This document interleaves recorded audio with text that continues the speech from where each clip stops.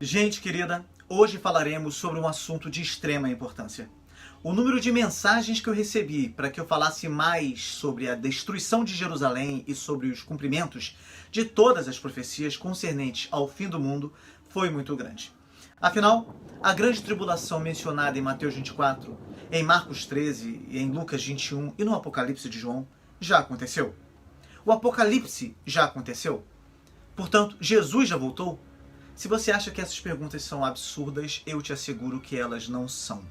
Se você compreender o que significou a destruição de Jerusalém no ano 70 e estudar a interpretação preterista, você compreenderá a razão de muitos teólogos de renome acreditarem que as profecias de Jesus concernentes ao fim do mundo já se cumpriram.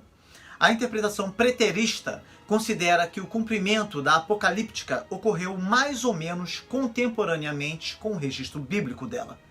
Assim, os últimos tempos já teriam acontecido quando o escritor bíblico os descreveu.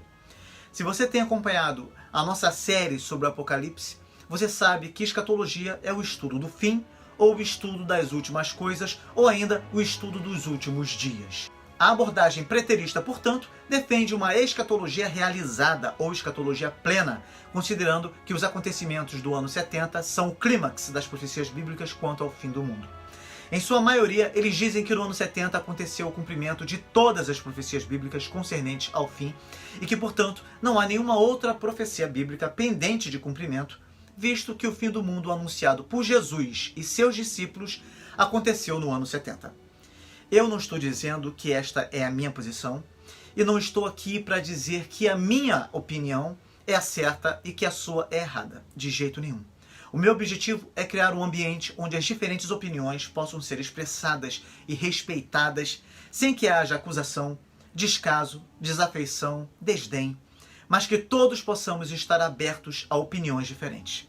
Você jamais vai aprender novas coisas de quem pensa igualzinho a você. O conhecimento nos proporciona crescimento.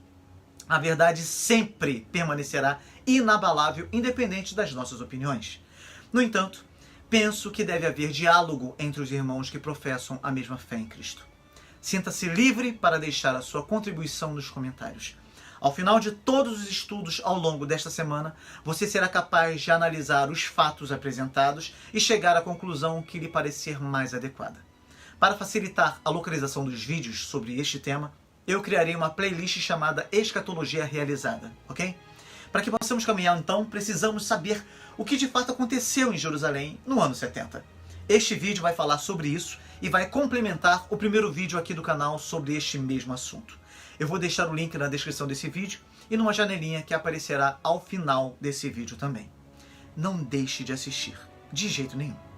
E se você já assistiu, é bom rever, pois estes vídeos irão colocar você naquele período tão conturbado e você vai compreender os motivos pelos quais alguns estudiosos consideram que a interpretação preterista é a mais adequada na interpretação das profecias de Jesus e do livro de Apocalipse de João.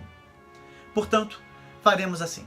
Neste vídeo, falaremos sobre as causas que levaram à destruição de Jerusalém e analisaremos detalhadamente a destruição propriamente dita. E, ao longo dessa semana, numa série de 7 vídeos, falaremos sobre as profecias à luz da análise preterista, sinalizando de que forma a doutrina ortodoxa também entende o cumprimento destas profecias.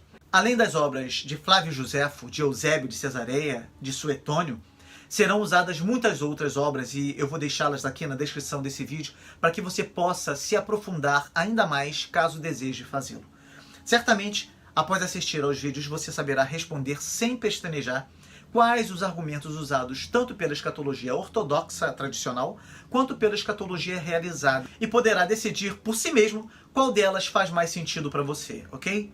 Seja qual for a sua opinião, se preterista ou não, os vídeos desta semana trarão um grande esclarecimento sobre os eventos ocorridos no ano 70. E para que você não perca nenhum desses vídeos, inscreva-se no canal e ative todas as notificações no sininho. Faça isso agora, ok?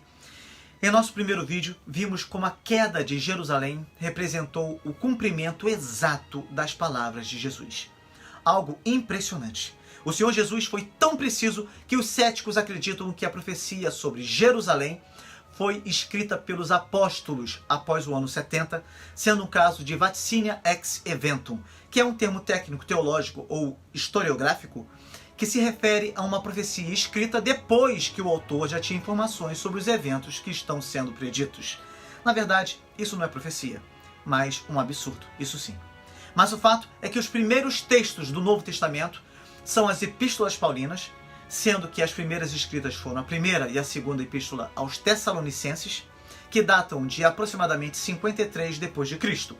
Após as epístolas paulinas, seguindo-se a antiguidade documental, encontraremos o evangelho escrito por Marcos, em aproximadamente 64 a 67 depois de Cristo.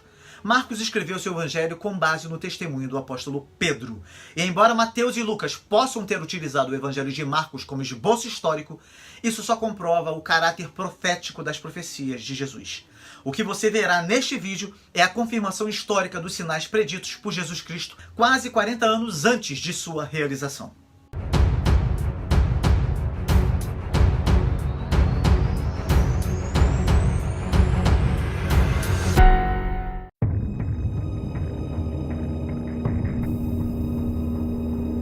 O historiador e apologista judeu Flávio Joséfo é considerado uma das referências mais importantes para o estudo da guerra entre judeus e romanos, chamada de a Grande Revolta Judaica, iniciada no ano 66 d.C. na província romana da Judéia e oficialmente encerrada em 70 d.C., um período de 3 anos e meio, embora a luta tenha se prolongado até o ano 73, com a tomada da fortaleza de Massada.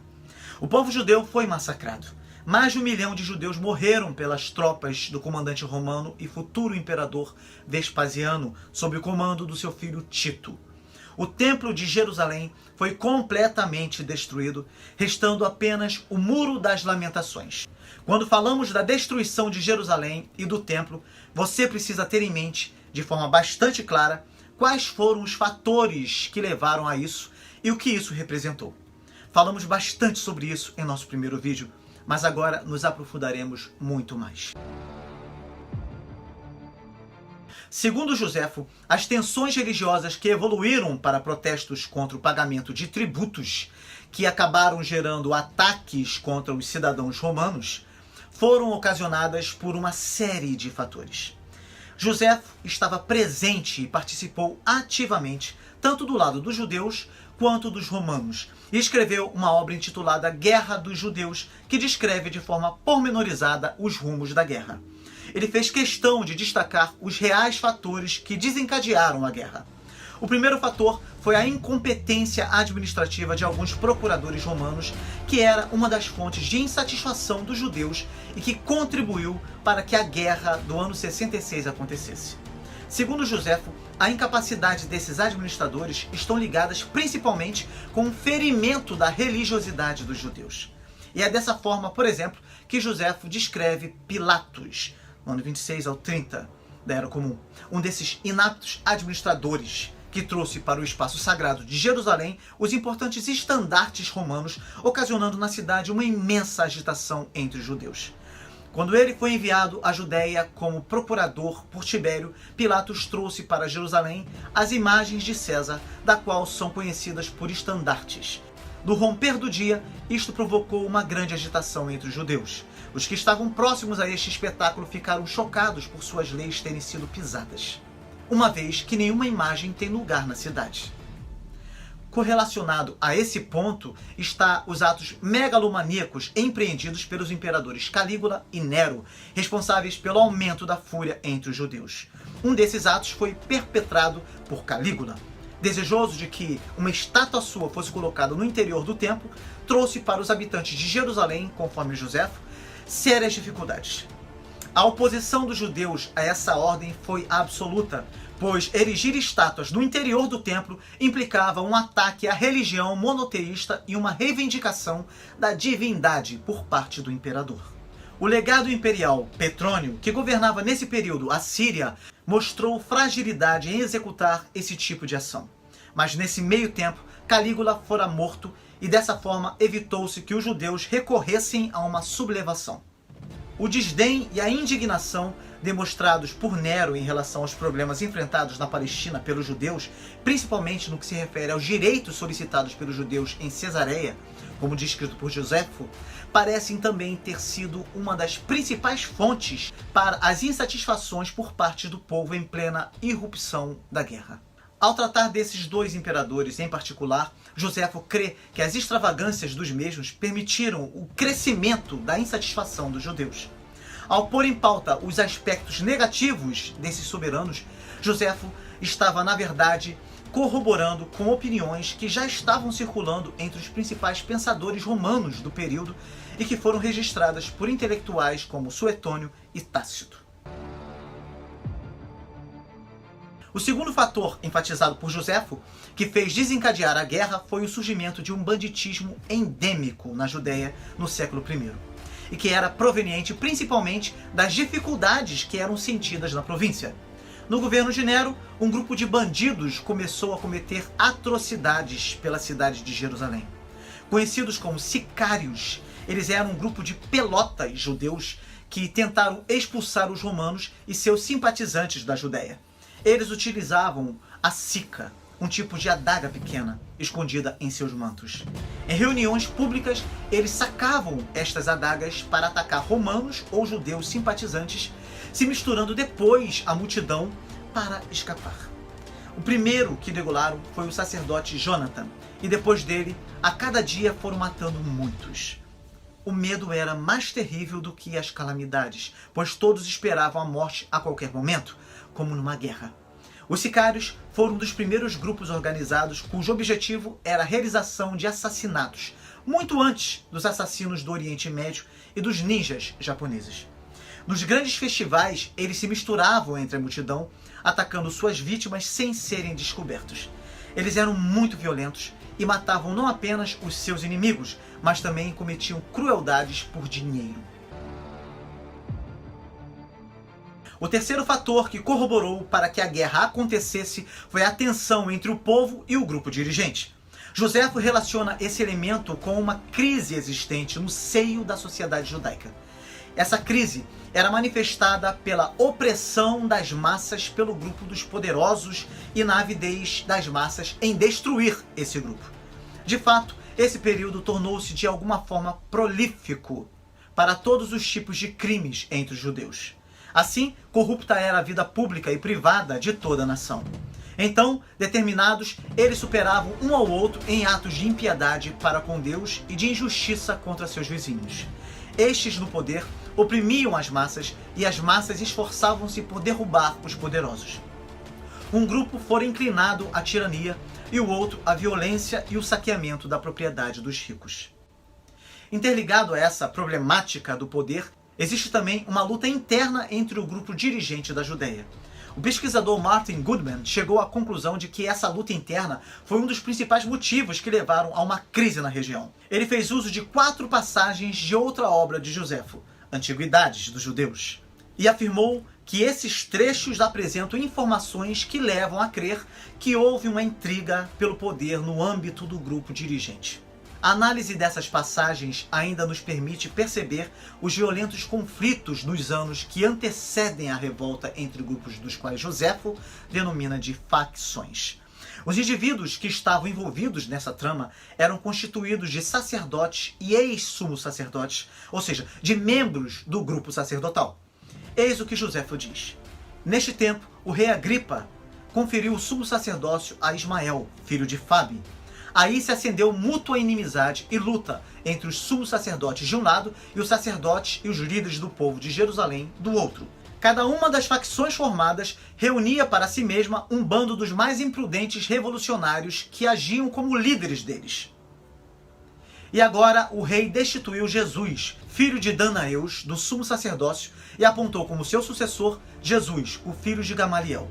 Em consequência, uma rixa levantou-se entre o segundo e seu antecessor. Cada um deles reuniu um bando dos mais imprudentes.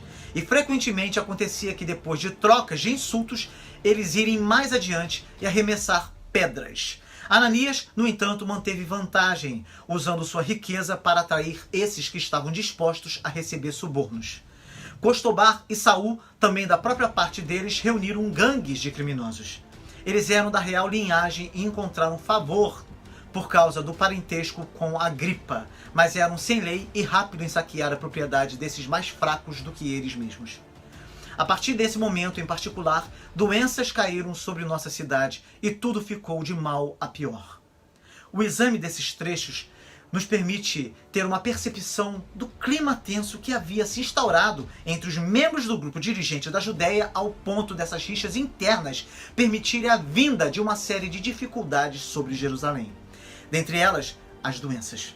E segundo Joséfo, esses problemas só sobrevieram sobre a cidade por conta da poluição da qual a mesma se encontrava. O último ponto destacado por Joséfo como um dos fatores para o desencadeamento da guerra, e do qual ele vai enfatizar em toda a sua obra Guerra dos Judeus, é o da poluição da cidade e do templo como consequência direta aos pecados praticados pelos seus habitantes e do desamparo de Deus e de sua posição tomada ao lado dos romanos, usados na guerra como agentes da divindade para a limpeza do perímetro sagrado de Jerusalém e do seu santuário. A ideia de um judaísmo alicerçado na importância do favor divino e na perigosa retirada desta mercê como um ato catastrófico estava presente na mente de Joséfo, assim como estava presente na mente do povo judeu.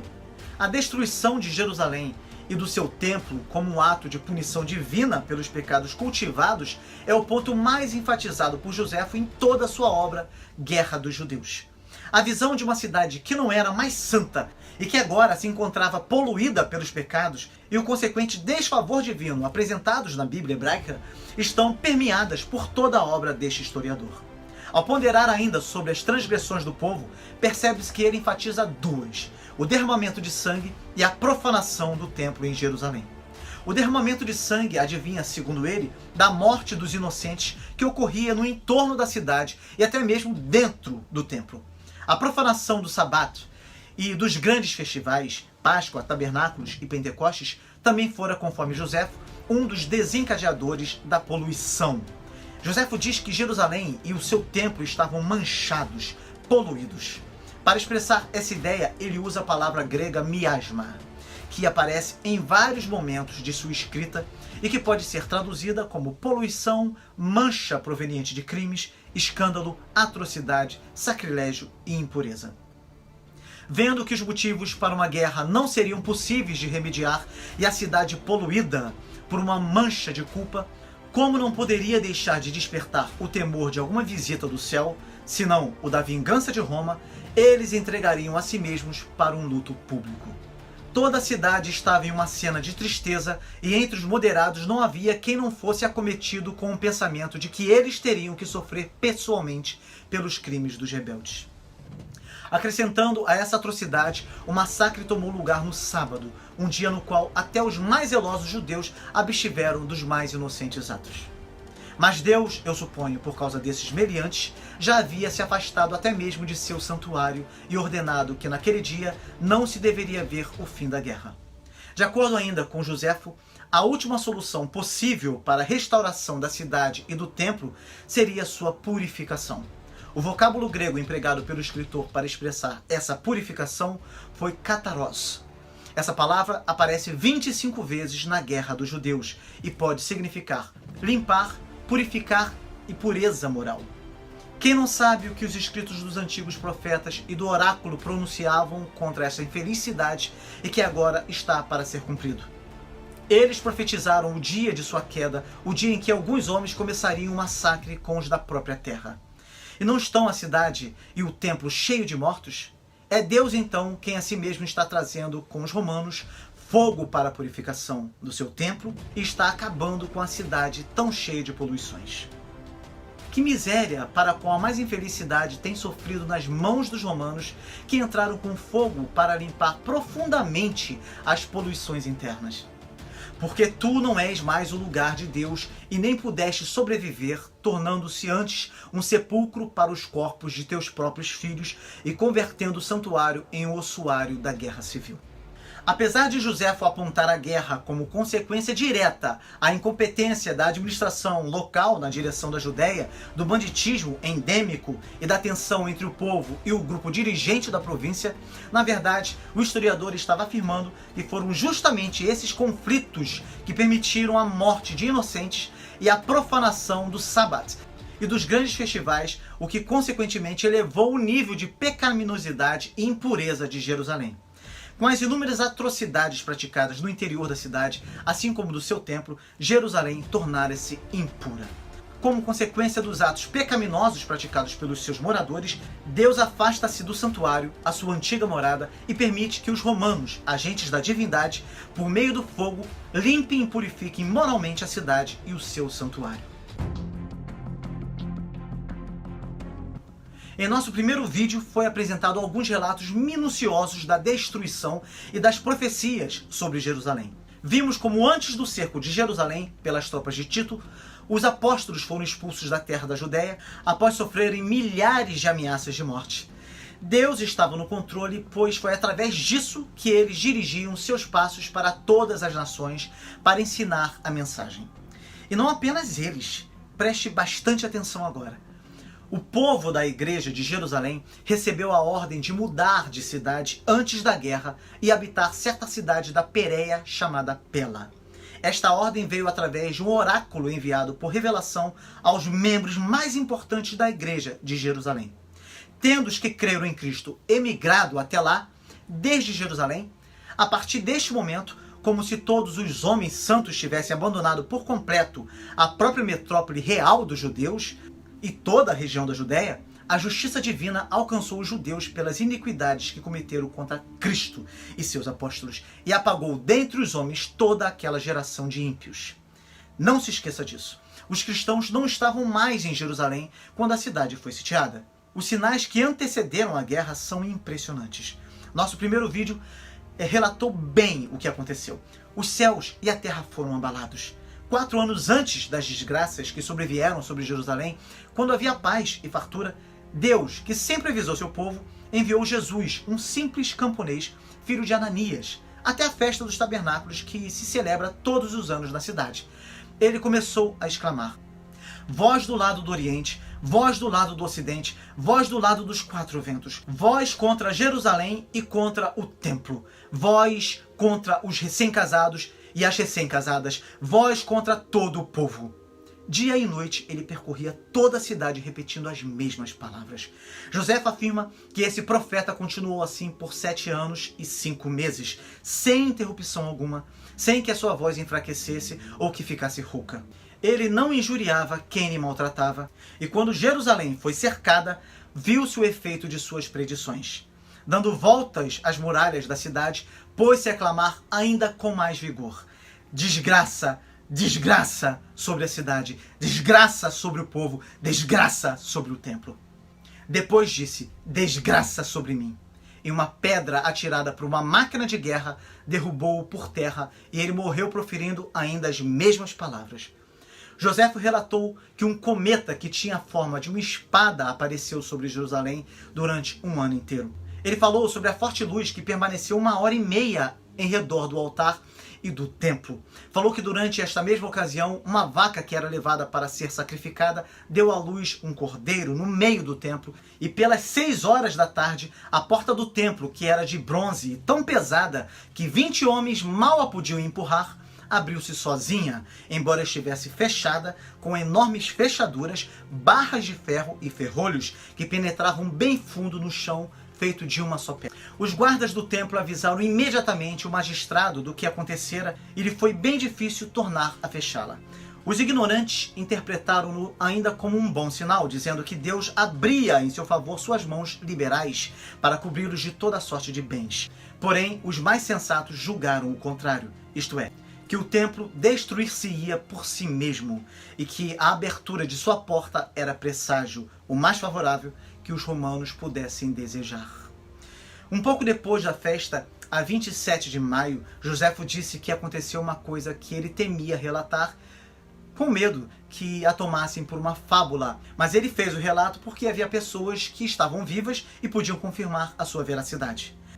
Antes do nascer do sol, viram-se no ar, em toda aquela região, carros cheios de homens armados atravessar as nuvens e espalharem-se pelas cidades como para cercá-las. Outros sinais aconteceram antes do cerco. Muita gente morreu em Jerusalém devido às tensões dos partidos dos zelotes. Numa determinada ocasião, imediatamente antes do cerco, os idumeus entraram na cidade e mataram 8.500 pessoas. Eles tiveram o auxílio dos zelotes, comandado por João de Giscala, que cerraram os ferrolhos e os gonzos das portas do templo e fizeram o mesmo com as portas da cidade. Foram dias de terror. O templo ficou cheio de sangue e os idumeus saíram de forma desenfreada pelas ruas da cidade, saqueando casas e assassinando todos que encontravam, incluindo o sumo sacerdote. A cidade de Jerusalém era muito fortificada e impenetrável para os ataques romanos.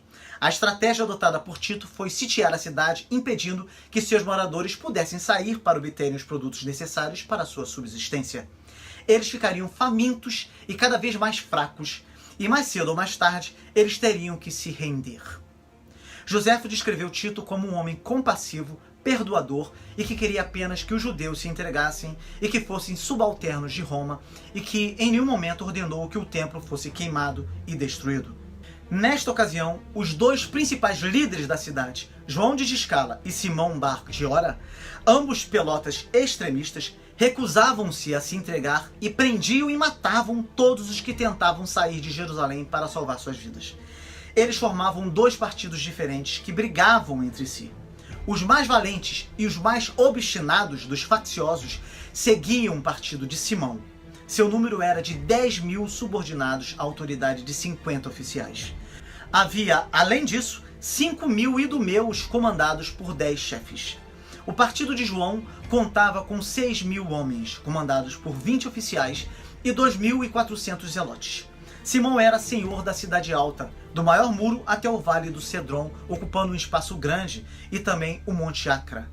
João, por seu lado, era senhor do templo e de alguma parte dos arredores, como também de Oflã e do vale de Cedron. Eles reuniam-se somente durante algumas horas para se opor aos seus inimigos comuns e recomeçavam imediatamente a luta, voltando suas armas contra si mesmos. Nicanos, amigo de Tito, aproximou-se das muralhas com Joséfo para procurar persuadir os judeus a pedir paz, mas foi ferido por uma flecha no ombro esquerdo. Foi então que Tito decidiu usar a força. Os judeus formaram, fora de suas muralhas, um grande batalhão e os dardos lançados ao mesmo tempo do seu lado e dos lados dos romanos voavam em todas as direções. Tito conquistou o segundo muro e a cidade nova. Os judeus de lá o expulsaram, mas 4 dias depois ele a reconquistou. E para assustar os judeus, Tito mandou desfilar na sua presença todo o exército. Depois organizou 2 ataques contra o terceiro muro e mandou ao mesmo tempo Joséfo exortar os judeus a pedir-lhe a paz.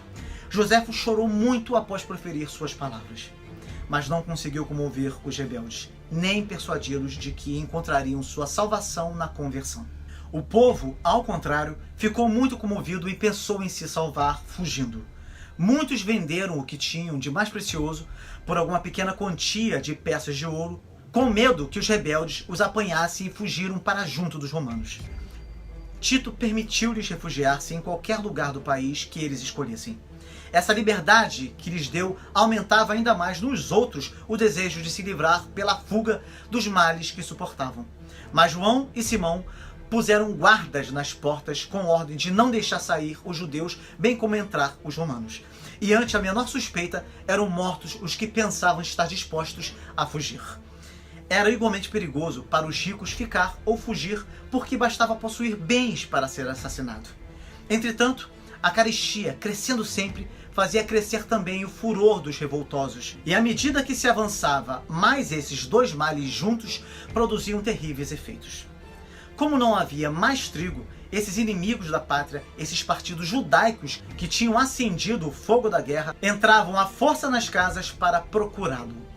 E se o encontrassem, acusavam-nos de o ter ocultado, maltratavam-nos fazendo-os sofrer para obrigá-los a lhes revelar o esconderijo, e era suficiente proceder bem para logo ser tido como culpado desse pretenso crime. Aqueles que estavam reduzidos ao extremo, eles deixavam-nos morrer de fome, poupando a si mesmos o trabalho de matá-los. vários ricos venderam secretamente todos os seus bens por uma medida de trigo, e os mais desprendidos por apenas uma medida de cevada. Encerravam-se depois nos lugares mais ocultos de suas casas, onde alguns comiam esse grão sem ser moído, outros reduziam-no a farinha, segundo a necessidade ou temor lhe permitia. Não se viam mais mesas postas, cada qual tirava debaixo do carvão o que comer, sem se dar ao trabalho de o deixar cozer. Jamais se poderia ver miséria tão deplorável. Somente aqueles que tinham poder nas mãos não a experimentavam. Todos os demais lamentavam inutilmente sua desgraça, e como a fome não se disfarça, as mulheres arrancavam o pão da mão de seus maridos, as crianças das mãos de seus pais, e o que supera toda a crueldade, as mães das mãos de seus filhos. Mas os que assim faziam não podiam, nem se escondendo, evitar que se lhes viesse a arrebatar o que já tinham tirado dos outros. Quando a porta de uma casa se fechava, a suspeita de que aqueles que lá estavam tinham alguma coisa para comer, os fazia arrombá-las para entrar e para lhes tirar o pedaço da boca. Espancavam os velhos que se recusavam a entregar, agarravam pela garganta as mulheres que escondiam o que tinham nas mãos e, sem ter nem mesmo compaixão das crianças, ainda que mamavam, atiravam-nas ao chão depois de terem sido arrancadas do peito das suas mães. Os que corriam para tirar o pão dos outros iravam-se com os que corriam mais do que eles, como se os tivessem injuriado gravemente, e não havia tormentos que não se inventassem para encontrar um meio de viver. Penduravam os homens pelas partes mais sensíveis, fincavam-lhes na carne pedaços de pau pontiagudos e os faziam sofrer outros indizíveis tormentos para fazê-los declarar onde tinham escondido um pão ou um punhado de farinha. Esses carrascos achavam que, em tal conjuntura, podia-se, sem crueldade, praticar tão horríveis ações, e eles ajuntaram, por esse meio, o necessário para viver 6 dias. Tiravam dos pobres as ervas que de noite eles iam colher fora da cidade, com perigo de vida, inclusive. Nem escutavam os rogos que lhes faziam, em nome de Deus, para lhes deixar uma pequena porção, e julgavam fazer-lhes grande favor, não os matando depois de os ter roubado. Assim, essa pobre gente era tratada pelos soldados desses 2 partidos.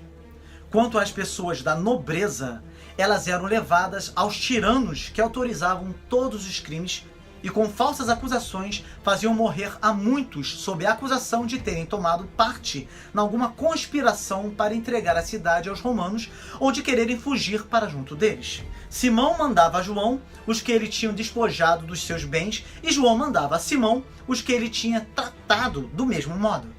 Dessa forma, eles se divertiam com o sangue do povo e dividiam entre si os despojos desses infelizes. A paixão de dominar os separava, mas a conformidade de suas ações os unia. E entre ambos passava por mal aquele que não fizesse participante ao outro de seus roubos, como se fosse grave injustiça não lhe dar o que aquela detestável sociedade de crimes fazia merecer mais do que o outro. Segundo Joséfo, seria impossível querer relatar detalhadamente toda a crueldade daqueles ímpios partidos.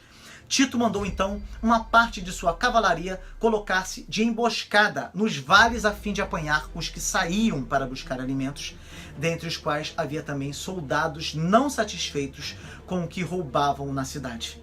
Mas a maior parte era do baixo povo, que o temor de deixar suas esposas e seus filhos expostos à raiva daqueles celerados impedia de fugir, e a fome obrigava a sair.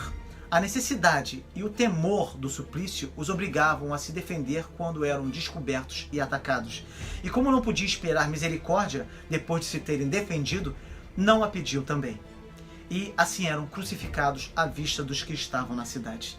Tito achava que havia naquilo muita crueldade, pois não se passava um dia sem que não se apanhassem pelo menos uns 500, e às vezes mais.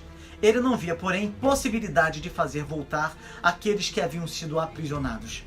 Achava muita dificuldade em prendê-los por causa de seu número, e ele esperava que a vista de um espetáculo tão terrível poderia impressionar os judeus da cidade pelo temor de serem tratados do mesmo modo, pois o ódio e a raiva de que os soldados romanos estavam possuídos faziam sofrer aqueles míseros antes de morrer tudo o que se pode esperar da insolência de soldados. Não eram suficientes as cruzes, e havia já falta de lugar para tantos instrumentos de suplício. eles levaram para as muralhas, amarrados com cordas, os amigos daqueles que haviam fugido e aqueles dentre o povo que mais mostravam desejar a paz. E diziam que eles estavam nas mãos dos romanos, não como prisioneiros, mas como suplicantes. Esse estratagema deteve por um tempo a vários que tinham intenção de fugir, mas logo que vieram a sabê-lo, um grande número deles se foi, sem que o temor do suplício, que eles não duvidavam lhes estava preparado, os pudesse reter, e a morte que recebiam das mãos dos inimigos parecia-lhes suave em comparação com o que a fome e a miséria os faziam sofrer. Tito mandou cortar as mãos a vários, e os mandou nesse estado a João e a Simão para lhes mostrar, com esse tratamento excessivamente severo, que eles não eram desertores e mostrar-lhes que eles deviam, pelo menos então, deixar de querer obrigá-lo a destruir a cidade e pensar antes naquela contingência extrema em salvar a sua vida, sua pátria e aquele templo ao qual nenhum outro se podia comparar. Mas ao mesmo tempo, ele apressava os trabalhos para reduzir pela força aqueles que não podia convencer pela razão. Os malvados, porém, do alto das muralhas, faziam 1000 imprecações contra Vespasiano e contra Tito. Diziam que desprezavam a morte, porque lhes era glorioso preferi-la a uma vergonhosa escravidão e que conservariam até o último suspiro o desejo de mostrar aos romanos que eles não punham limites aos males que gostariam de lhes poder causar. O filho do rei de Comagema, Antíoco, que comandava, entre outras tropas, no exército romano, uma companhia de moços que eram chamados de macedônios, juntou-se à batalha, mas foi derrotado pelos judeus. Estavam as coisas nesse estado quando Tito reuniu seus conselheiros. Houve várias opiniões e ideias. Os mais ousados propuseram dar um assalto geral com todo o exército, que até então havia combatido separadamente, porque atacando todos de uma vez, os judeus não poderiam resistir a tão grandes forças e ficariam esmagados sob dardos e flechas. Os mais prudentes propuseram, ao contrário, para se agir com segurança, erguer novas plataformas, e outros disseram que seria inútil encetar os mesmos trabalhos, porque sem atacar seria impossível vencer homens que a fome mais temível que as armas reduzia a tal desespero que eles nada mais desejavam do que a morte. Tito, depois de ter escutado suas razões, não julgou que era coisa digna de tão grande exército como o seu ficar sem ação. Ele achava, além disso, inútil combater contra homens que se destruíam a si mesmos e via, por outro lado, que era quase impossível erguer outras plataformas por falta de material. Achavam muitas dificuldades em impedir os ataques dos judeus, porque a volta da cidade era muito grande e de muito difícil acesso em vários lugares, que por mais forte que fosse seu exército, não era bastante para rodeá-la completamente. E quando mesmo pudesse fazê-lo e fechasse assim as estradas principais, os judeus não deixariam de atacá-los por outros caminhos mais escondidos que só eles conheciam ou que a necessidade os faria encontrar.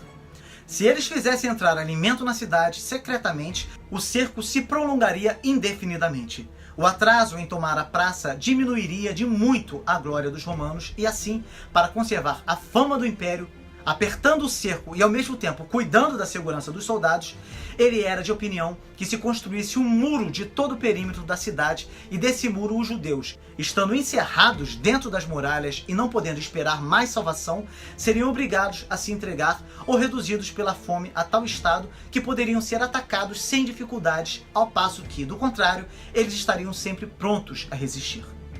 Mas acrescentou que não deixaria de dar ordem para que se recomeçassem os trabalhos, do qual aqueles que ainda restavam, embora mais fracos, eram capazes de reter os ataques do inimigo. Se a dificuldade de tão grande empreendimento como a construção daquele muro causava espanto a alguns, eles deviam considerar que as coisas fáceis não são dignas dos romanos e que os grandes feitos exigem grandes trabalhos e que só pertence a Deus fazer sem dificuldade o que parece impossível aos homens. O grande príncipe assim falou e todos se mostraram de acordo com ele. Ordenou então que dividissem os trabalhos por todas as tropas. Essa grande obra, que teria levado aparentemente 3 meses para sua execução, foi começada e terminada em apenas 3 dias. Os judeus, vendo-se então inteiramente cercados na cidade, desesperavam-se de uma vez de sua salvação. A fome, que sempre aumentava, devorava famílias inteiras. As casas estavam cheias de cadáveres de mulheres e de crianças, e as ruas de corpos de anciãos. Os moços, inchados e cambaleando pelas ruas, mais pareciam espectros do que seres vivos, e o menor obstáculo os fazia cair. Assim, não tinham forças para enterrar os mortos, e quando mesmo as tivessem, não teriam podido fazê-lo, quer por seu número muito elevado, quer porque eles mesmos não sabiam quanto tempo ainda lhes restaria de vida. Se alguém se esforçava por prestar esse dever de piedade, morria também quase sempre por fazê-lo. Outros arrastavam-se como podiam até o lugar de sua sepultura para ali esperar o momento da morte, que estava próxima. No meio de tão espantosa miséria, não se ouviam choros nem lamentos. Não se escutavam gemidos, porque aquela fome horrível com que a alma estava inteiramente ocupada afogava todos os outros sentimentos. Os que ainda viviam contemplavam os mortos com olhos enxutos e seus lábios inchados e lívidos lhes faziam ver a morte esculpida no rosto. O silêncio era tão grande em toda a cidade como se ela tivesse sido sepultada numa noite profunda ou que lá não vivesse mais um ser humano. Em tal contingência, aqueles criminosos partidários que de tudo eram a causa principal, mais cruéis que a mesma fome e que os animais ferozes, entravam naquelas casas que eram mais sepulcros que lares e despojavam os mortos, tiravam-lhes até as vestes e, acrescentando ainda a zombaria a tão espantosa desumanidade, feriam com golpes os que ainda respiravam para experimentar se suas espadas ainda tinham gume. Mas ao mesmo tempo, por uma crueldade contrária, recusavam-se a matar com desprezo aqueles que lhes pediam, ou ainda emprestar-lhes a espada para que eles mesmos se matassem, a fim de se libertar dos males que a fome os fazia sofrer. Os moribundos, ao entregar a alma, voltavam os olhos para o templo. Tinham o coração partido de dor por deixar ainda com vida aqueles criminosos que o profanavam de maneira tão horrível. Aqueles monstros de impiedade, no começo, enterravam os mortos à custa do poder público para se livrar do mau cheiro, mas não podendo mais fazê-lo, jogavam-nos por cima do muro, ao fundo dos vales. O horror que Tito sentiu por vê-los, quando deu a volta a toda a praça, e o estranho fedor do apodrecimento dos cadáveres, o fez soltar um profundo suspiro. Ele levantou suas mãos para o céu e tomou a Deus por testemunha de que não era culpado de tudo aquilo. Este é o estado mais que deplorável de tão infeliz e miserável cidade. Muitas atrocidades foram feitas por Simão e João. Simão, mesmo devendo favores ao sumo sacerdote Matias, o torturou sem piedade, acusando-o de estar de acordo e de mãos dadas com os romanos, condenando-o assim à morte, bem como a 3 de seus filhos, sem nem ao menos permitir-lhes que se justificassem e se defendessem. O venerável ancião Matias pediu um único favor a Simão, como recompensa pelo favor que lhe tinha prestado. Ele não desejava ver os seus filhos morrerem e pediu para morrer primeiro. Mas o bárbaro Simão, mais feroz que o próprio tigre, recusou fazer isso. Assim, depois de ter interrogado seus filhos, na sua presença, misturaram seu sangue com o deles. E, num ato de extrema crueldade, Simão proibiu que eles fossem sepultados. Ele também mandou matar o sacerdote Ananias, filho de Masbal, que era de nobre descendência, Aristeu, secretário do conselho, natural de Emaús e homem de mérito, e 15 outros dos principais dentre o povo.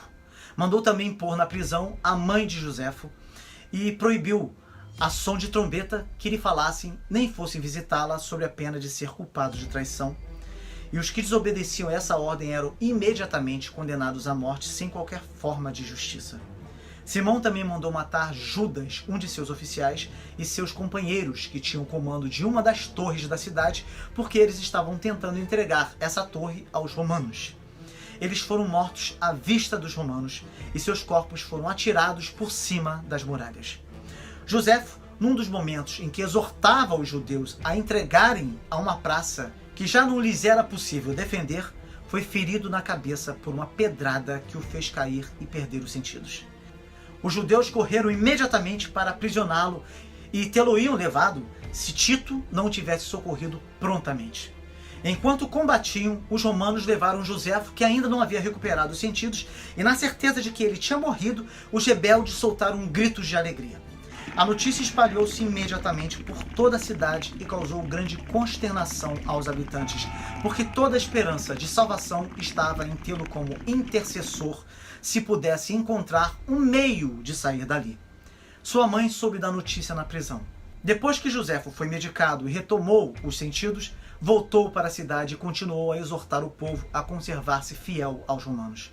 Uma parte dos que fugiam de Jerusalém para se salvar, uma vez ao lado dos romanos, tendo acesso à comida, caíram num grande mal, porque o alimento que tomavam dava-lhes uma morte mais rápida do que a fome lhes causava.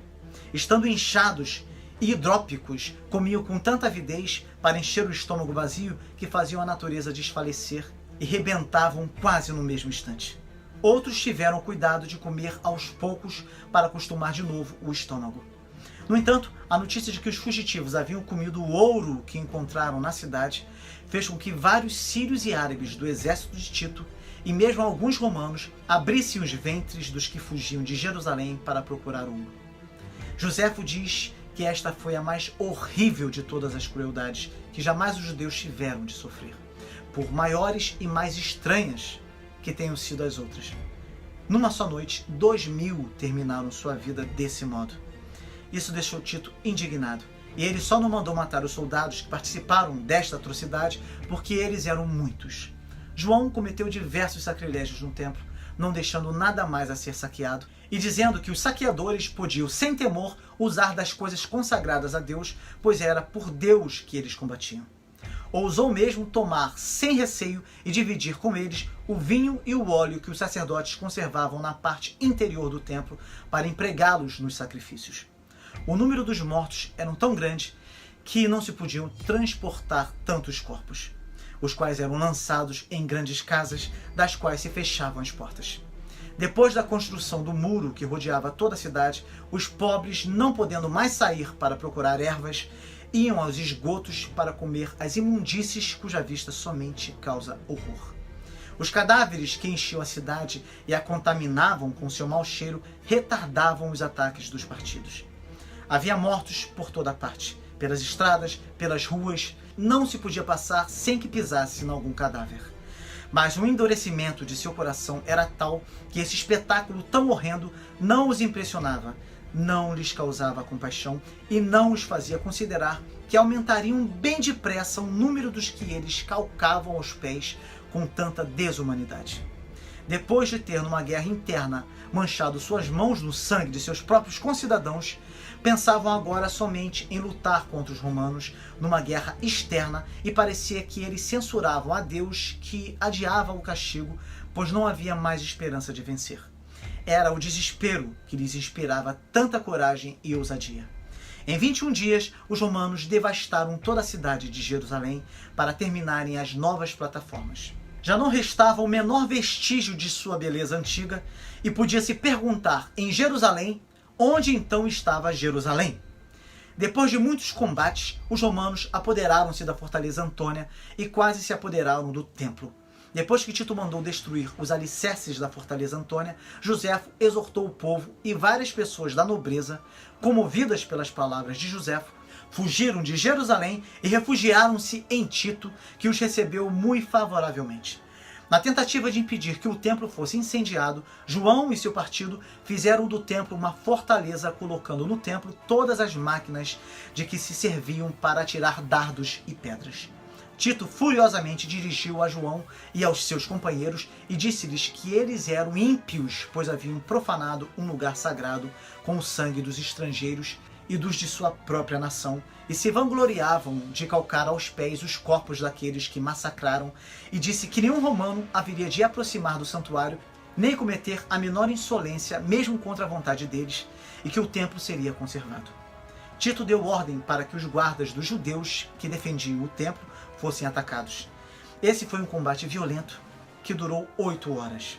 Os combates continuaram por muitos dias, muitos romanos tendo se empenhado inconsideravelmente num ataque de um dos pórticos do templo, que os judeus tinham enchido propositalmente de grande quantidade de madeira, de enxofre e de betume, morreram queimados. Os romanos, não podendo abrir uma brecha no templo, mesmo com a utilização de arietes por 6 dias, decidiram escalar o templo, encontrando escadas. Os judeus resistiram de uma maneira impressionante, derrubando os que já estavam no alto dos degraus antes que se pudessem cobrir com seus escudos.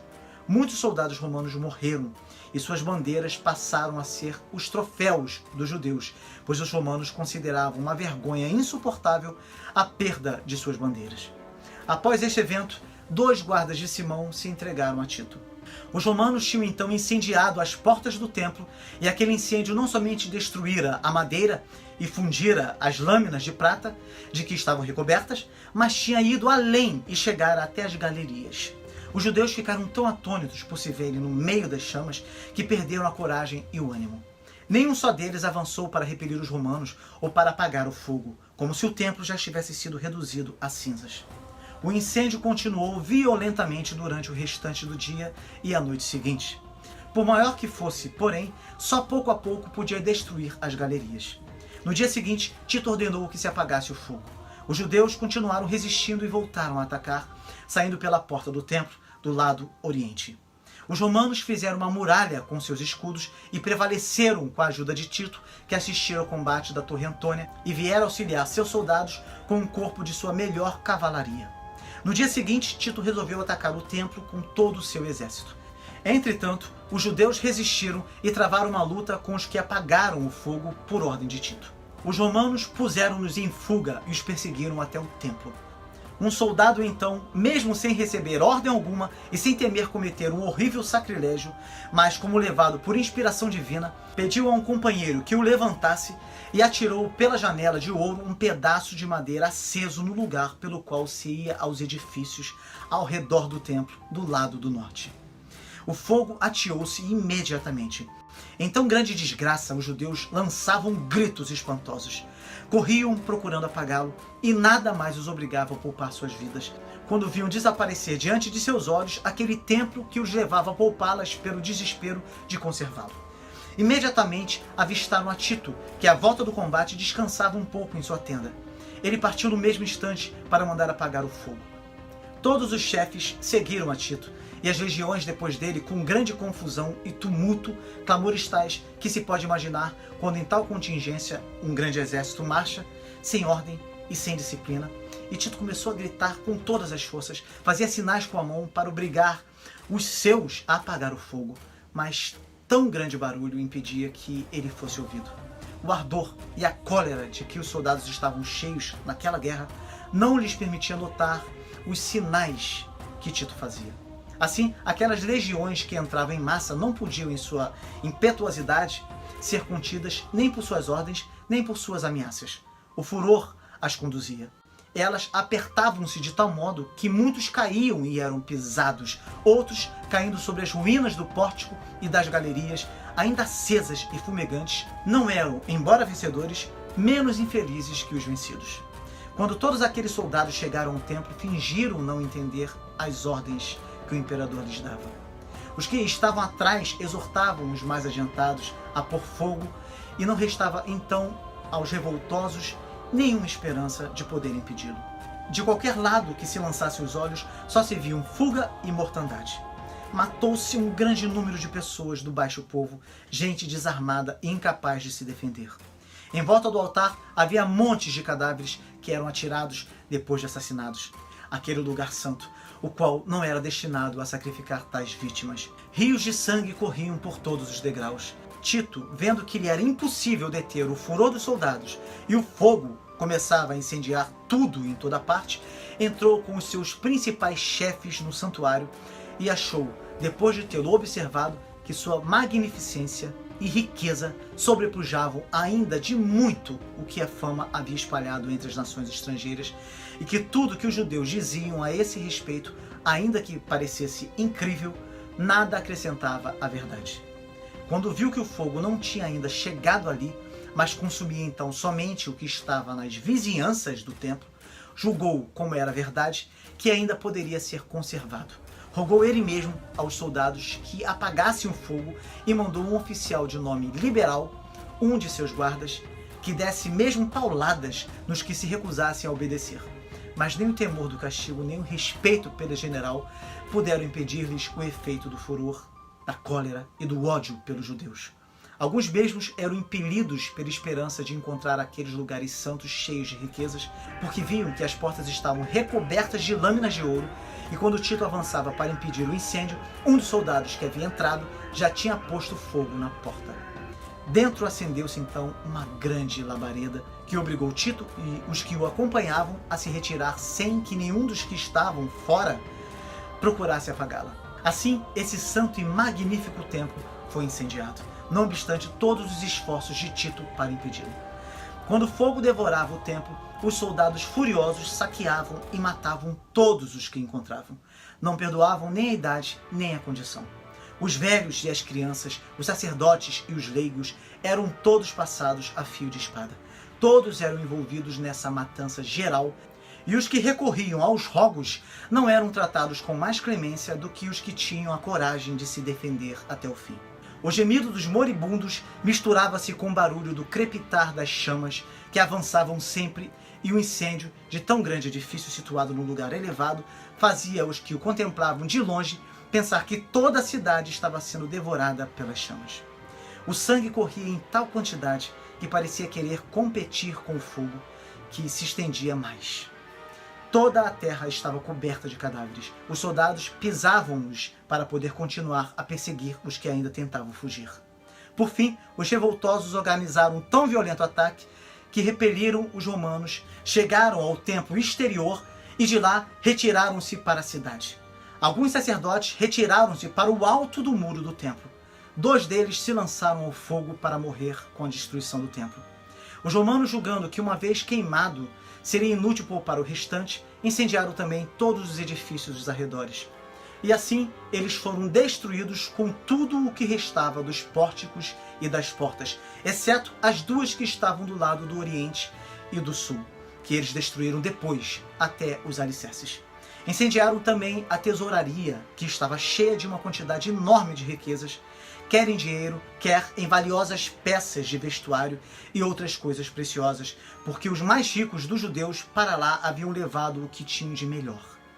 Fora do templo só restava uma galeria, onde 6.000 pessoas do povo, homens e mulheres e crianças, se tinham reunido para se salvar, porque decidiram ouvir de um falso profeta que eles teriam naquele dia um sinal manifesto do auxílio de Deus. Mas os soldados, levados pela cólera, incendiaram a galeria onde eles estavam, sem esperar a ordem de Tito. Uns morreram queimados, outros, atirando-se para baixo para não sofrer morte semelhante, se suicidaram, de sorte que nem um só se salvou. E os sacerdotes que se haviam retirado para cima do muro do templo foram obrigados pela fome a se entregar depois de 5 dias. Eles pediram que Tito os perdoasse, mas ele respondeu que o tempo de sua clemência havia passado, pois o que o levaria a conceder-lhes aquela graça já não existia, e que era justo que os sacerdotes perecessem com o templo. Assim, mandou que fossem todos executados.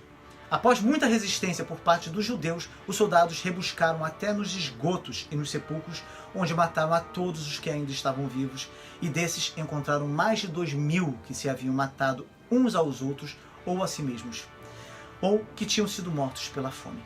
O mau cheiro que saía desses lugares infectados era tão grande que vários, não podendo suportá-lo, abandonavam-no, mas outros, sabendo que lá estavam escondidas muitas riquezas, não tiveram receio de pisar aqueles cadáveres para procurá-las e satisfazer assim a sua insaciável ambição.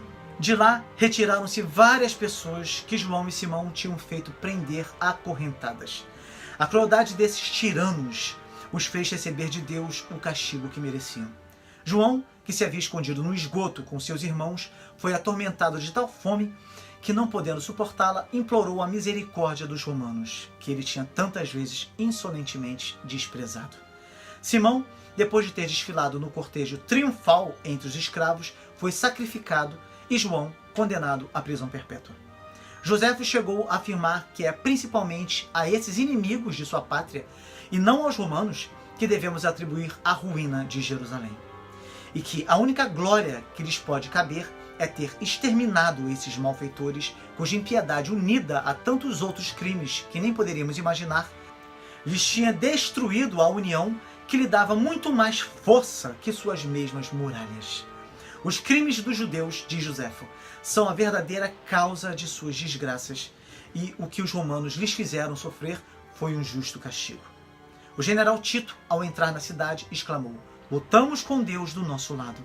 E foi Deus quem derrubou os judeus daqueles baluartes, pois o que as mãos humanas ou máquinas podiam fazer contra aquelas torres?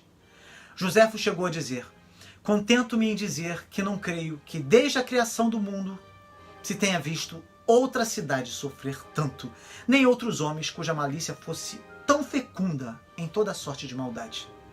Não poderíamos, porém, não nos admirarmos bastante de que a destruição desse incomparável templo tenha acontecido no mesmo mês e no mesmo dia em que Nabucodonosor, rei da Babilônia, o tinha outrora feito incendiar. Isso demonstra claramente o controle de Deus sobre a história. Muitos judeus foram julgados mais tarde e condenados à morte.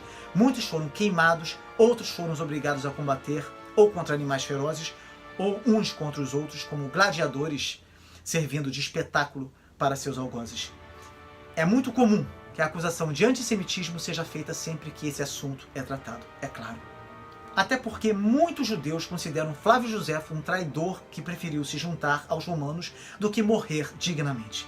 Sem entrar muito neste mérito, o mesmo deve ser dito aos líderes dos partidos zelotes, que se entregaram e pediram clemência. É bom deixar claro que nós cristãos amamos o povo judeu, amamos os árabes, pois eles são descendentes de Abraão e filhos da promessa. No entanto, não podemos ignorar os fatos relatados pelas Sagradas Escrituras e pelos historiadores, ainda mais por um historiador judeu como Flávio Joséfo.